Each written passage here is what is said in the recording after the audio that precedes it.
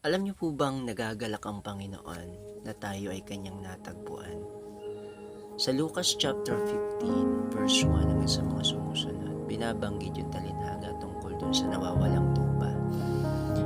Kasi ang nangyari po doon ay lumapit sa kanya yung mga makasalanan at binabanggit ng mga Pariseo na bakit siya nakikisalo sa mga makasalanan, at nagkaroon ng talinhaga ang Panginoon na merong 100 tupa at nawala yung isa, iniwan ng Panginoon siyam na putsiyam para hanapin yung isa.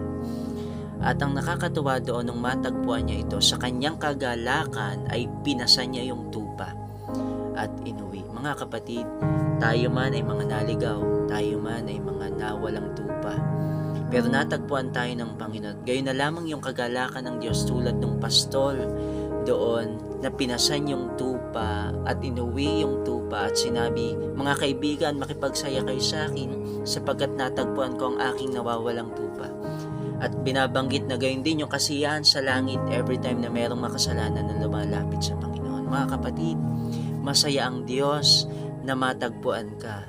Masaya ang Diyos na tayo po ay lumapit sa Kanya. Masaya ang Diyos kapag tayo po ay nagsisi sa ating mga kasalanan at patuloy na nagtiwala sa Kanya.